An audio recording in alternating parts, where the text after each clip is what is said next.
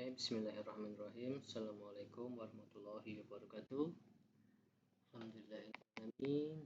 Pada kesempatan hari ini kita masih memberikan nikmat sehat dan sempat ya teman-teman, sehingga kita dapat sharing berbagi ya terkait dengan mata kuliah yang akan kita belajar bersama, diskusi bersama ya. Oke, di sini saya selaku koordinator KMB 4 akan menyampaikan terkait rencana pelajaran semester 4 ini ya. Oke, adapun untuk timnya di sini hanya ada 2, saya dengan Ibu Vina Senafifah ya. Oke, sebelumnya mungkin sudah kenal beliau. Oke, selanjutnya untuk SKS di sini untuk SKS-nya ada 2 ya. Satu untuk teori, satu untuk praktek. Kemudian nanti untuk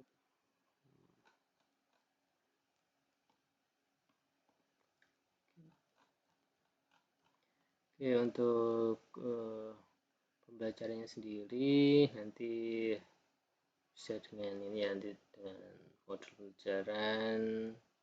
Nanti mungkin ada video ya, mungkin dari Bu Vina atau saya akan mengirimkan video terkait pembelajaran atau mungkin untuk praktek skillnya. Ini juga ada gambar-gambar ya.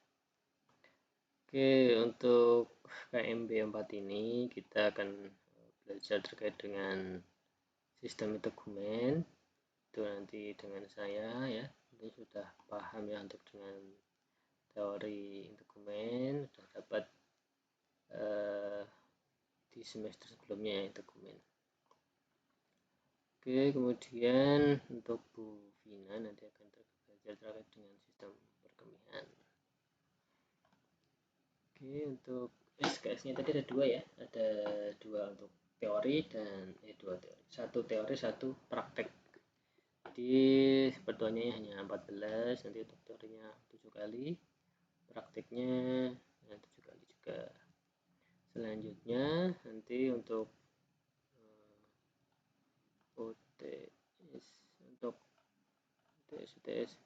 untuk skill lab-nya nanti kita setelah UTS saja ya. Jadi nanti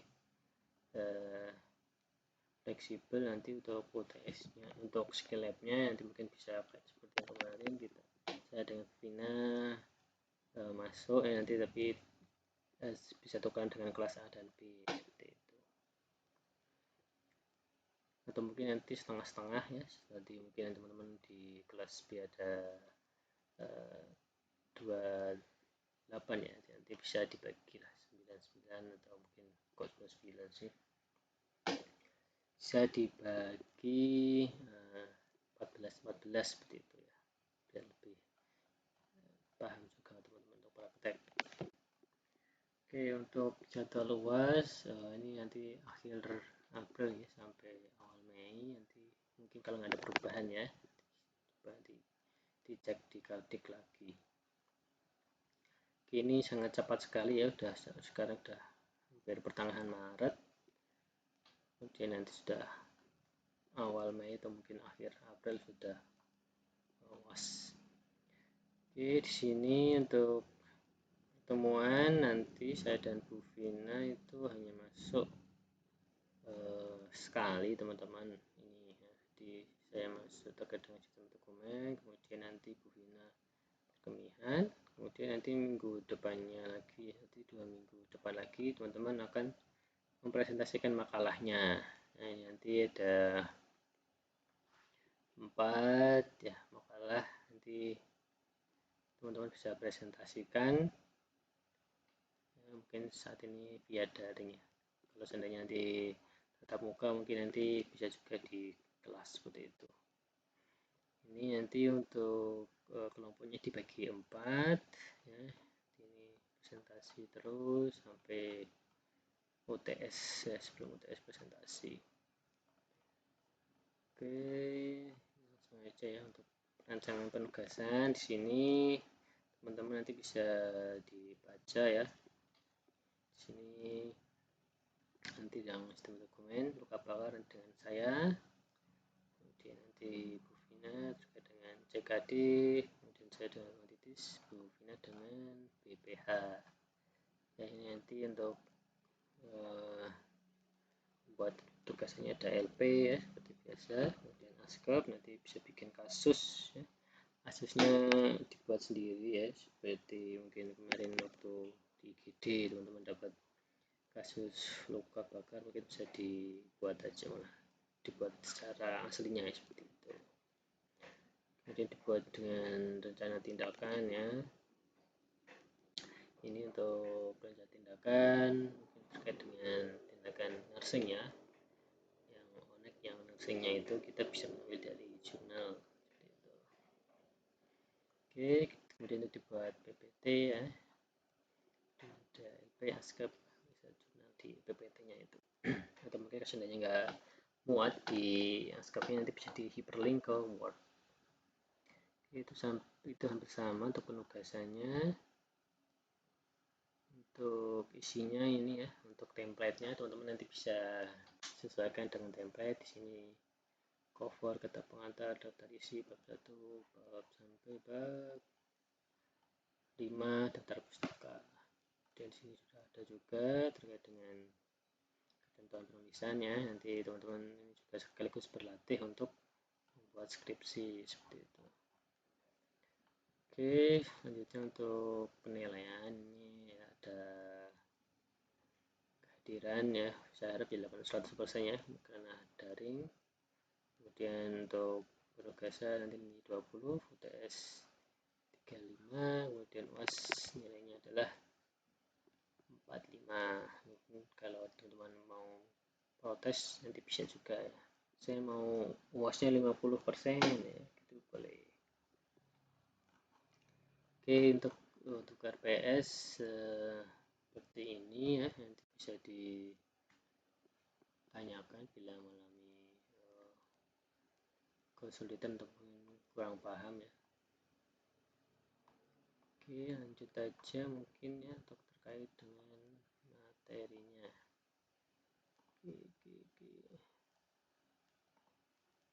Materinya ini teman-teman sudah pernah dapat juga ya di sini terkait dengan sistem dokumen.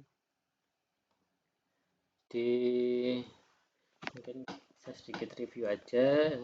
Jadi untuk sistem dokumen ini ada 3 lapis ya, ada epi, dermis, sama hipodermis. Jadi kita bisa memahami ya terkait dengan 3 lapisan itu di kulit kita ini ya. Jadi saat teman-teman kemarin nyuntik, disuruh menyuntik skin test, kira-kira seharusnya sampai batas mana sih nyuntiknya gitu. Nah, epidermis ya, nyuntiknya kita hanya tipis ya, sampai kita buat seperti gelombang gitu ya, gelembungan gitu ya. Untuk skin test mungkin ada yang dapat kemarin ya, yang di kelas ini didapat di ruang IGD malahan ya. Kemudian kalau mau nyuntik IM intramuskuler itu harus tahu juga ya lokasinya di mana, kemudian berapa derajat, kemudian juga terkait dengan kedalamannya sebagaimana ya, sampai tulang atau bagaimana ya. Jadi teman-teman harus bisa menyesuaikan ya, karena setiap orang kan berbeda-beda ya, mungkin ada yang badannya gemuk ya, mungkin kita harus agak dalam, kalau ada yang kurus mungkin tidak terlalu dalam seperti itu ya. Oke, jadi kalau terkait dengan nyuntik ya, skin test berapa derajat ya, harus tahu ya, 15 derajat. Kalau ambil darah ya, itu di vena berapa derajat, 45 derajat, 30-45, IM 90 derajat seperti itu. Oke, ini untuk sistem dokumen ya, sistem yang organ yang paling luas dalam tubuh kita ya, dimana tubuh kita ini dibungkus ya, dibungkus atau ditutupi oleh kulit dari atas sampai bawah. Kemudian di sini untuk kulit tersendiri ada aksesorisnya juga ya, itu ada rambut, ada kuku dan kelenjar di sini. Kemudian Ada juga reseptor saraf khusus ya, jadi terkait dengan perubahan stimulus internal dan lingkungan eksternal ya. Jadi ada respon dalam kulit itu, contohnya ya mungkin teman-teman merasakan demam ya, itu merupakan stimuli perubahan internal dalam tubuh. Karena kalau eksternal mungkin kena sinar matahari langsung, merasakan panas seperti itu. Kemudian untuk sistem dokumen sendiri, sini pertama adalah melindungi struktur bagian internal, contohnya bagian kepala ya, mungkin otak, mungkin di situ ada ini ya, ada tulang ya, tapi kulit juga melindungi. Kemudian ada bagian dalam kayak dengan paru-paru, jantung, gastro, perkemihan, semuanya ya, semuanya dilindungi oleh kulit atau sistem dokumen. Kemudian mencegah masuknya kuman, penyebab penyakit. Nah, ini bisa ambil contoh mungkin terkait dengan terjadinya luka ya, karena mungkin adanya luka DM ya, karena penyebabnya karena ini ya, kulitnya terbuka jadi kuman mudah masuk seperti itu. Dan bisa mengatur suhu tubuh, kemudian bisa melakukan proses sekresi melalui keringat, ekskresi ya, kayak sisa metabolisme ya, pembuangan melalui keringat kita. Kemudian melindungi dari bahaya UV sinar matahari ya, dan produksi vitamin D. Oke, biasanya dulu ya sering minta berjemur, ayo berjemur tiap pagi biar dapat vitamin D, dapat doktrin seperti itu waktu kecil. Oke, untuk melindungi bahaya sinar matahari, ini yang mungkin terkait dengan pada mungkin di sini perempuan yang sering memakai ini juga ya, pakai alat kosmetik ya, yang sebenarnya di kulit kita ini sudah ada namanya itu kandungan, ataupun ada nanti mungkin di belakang itu ya. Jadi ada kandungan kulit kita itu ada melanin, melanosit ya, yang menjadi warna natural mungkin di wajah ya, di kulit, dimana saat matahari kena langsung ya pada wajah kita, untuk melindungi, jadi tidak menyebabkan mungkin kanker kulit, tidak menyebabkan kulit wajah kemerahan langsung karena sinar matahari seperti itu.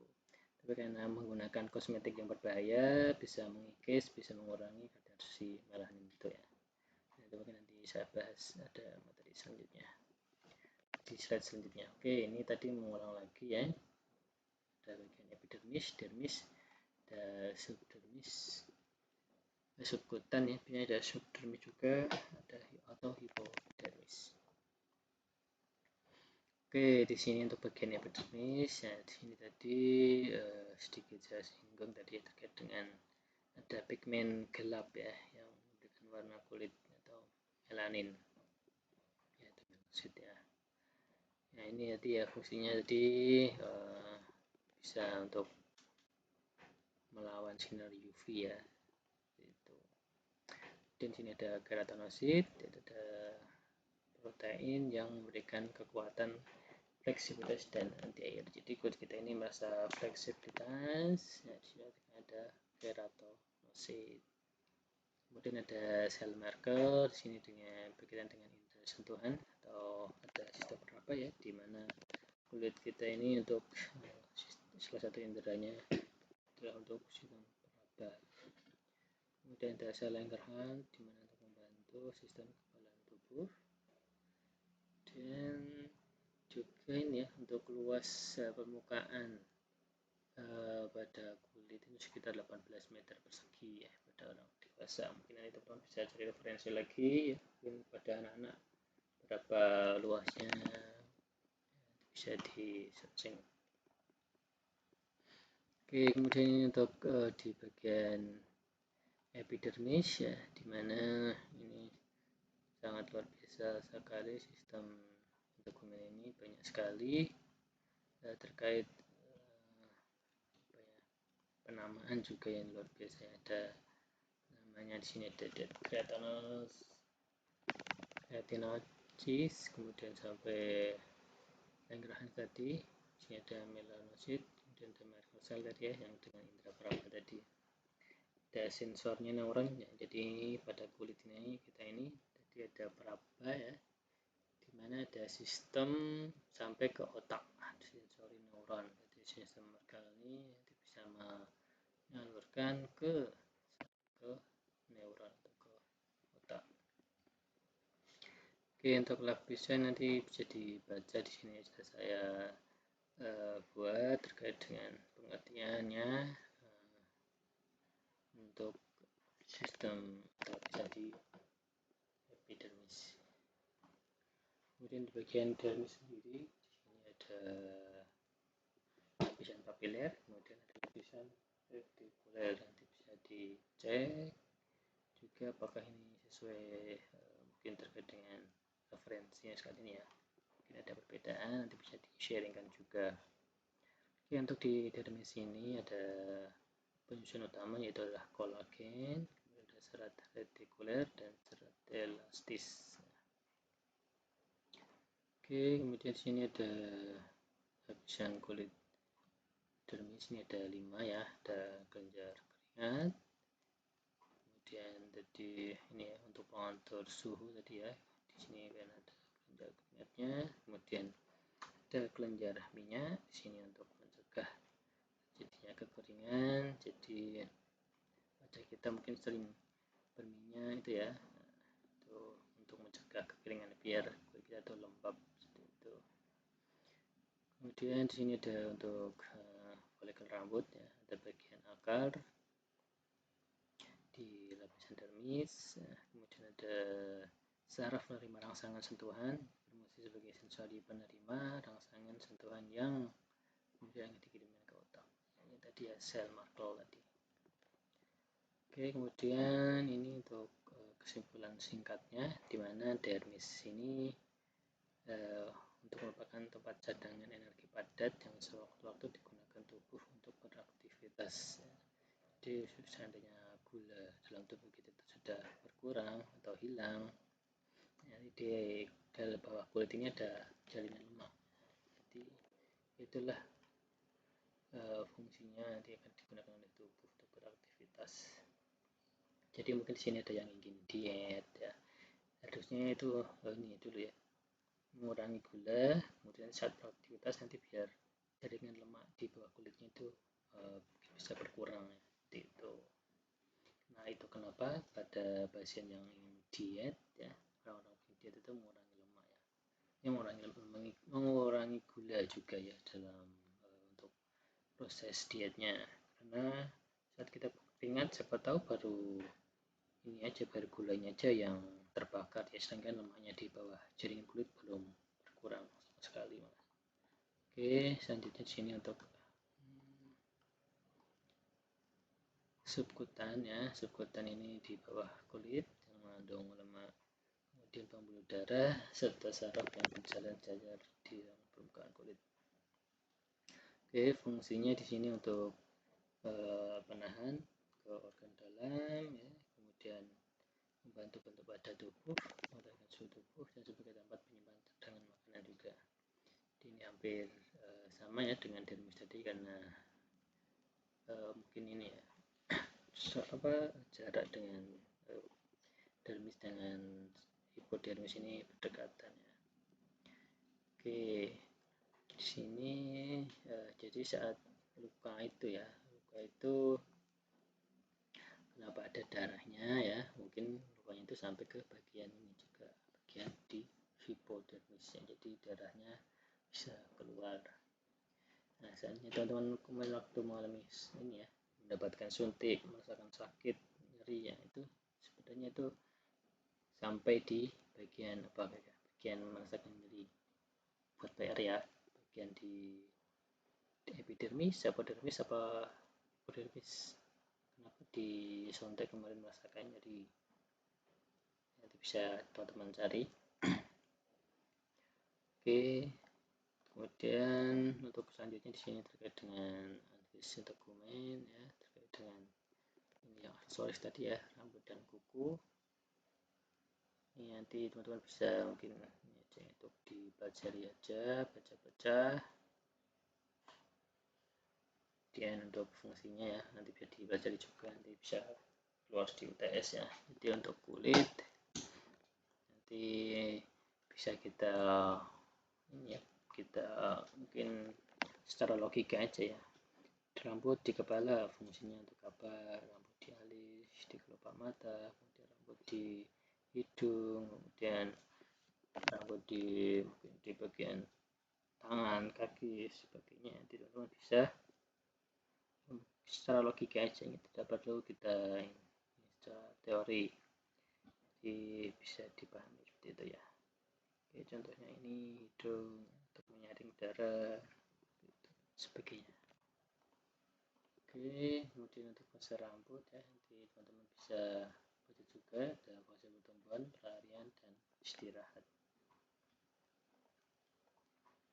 Kemudian kuku juga ini ya, kuku nanti bisa dipahami ya, kenapa ini bisa dipelajari juga ya, kenapa pada kuku mungkin kebanyakan juga sih di jempol, di kaki itu ya, kenapa itu banyak orang yang mengalami mungkin sampai dicabut kukunya, kenapa banyak sering terjadi infeksi di bagian kukunya. Itu bisa teman-teman cari juga penyebabnya apa, kemudian untuk penanganannya seperti apa, ataupun untuk pencegahannya seperti apa biar tidak terjadi hal tersebut. Kemudian tadi terkait dengan kelenjar keringat ya, di sini ada dua kelenjar keringat, ekrin dan apokin ya. Oke, yang bagus itu seperti ini ya, tidak ada sumbatan. Kalau ini kan ada sumbatan, takutnya ntar kalau lama-lamaan kelenjar keringat itu tidak keluar, nanti bisa menjadikan infeksi ya, jadi nanti bisa membesar, kemudian ditekan nyeri, nanti saat sebenarnya kalau diambil itu ada keluar nanah putih seperti itu ya, supaya nanti jadi tersumbat. Oke, kemudian sini untuk fungsinya kelenjar keringat ekrin, di sini nanti teman-teman bisa baca juga ya, di sini untuk tadi untuk keringat ya, untuk menjadi agar tidak mengalami kekeringan pada kulit kita seperti itu. Kemudian sini ada kelenjar keringat apokin, di sini kelenjar yang menghasilkan bau ya, untuk lokasinya biasanya di ketiak, di sana tadi pada alat kelamin.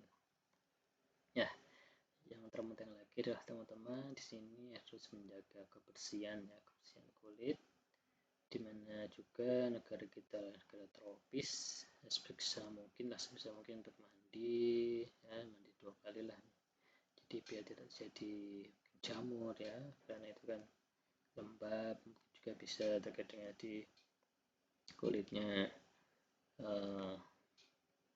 mengalami kematian tadi ya, bisa juga ya nanti dead kreatin, jadi ada kematian kulit yang tidak kita sadari saat kita mandi ya, ternyata kulit kita terkelupas.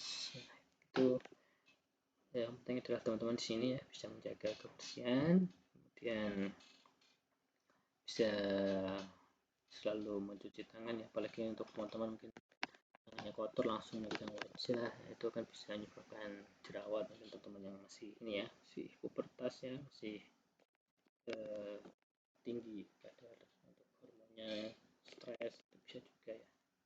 Oke, yang penting teman-teman di sini ya jaga kesehatan, jaga pikiran ya, jangan sampai terlalu stres, apalagi mungkin kemarin habis praktek mungkin tugasnya belum selesai ya, mungkin bisa segera diselesaikan, mungkin bisa segera dikumpulkan juga tugasnya ya, dikumpulkan ke masing-masing dosen pembimbingnya.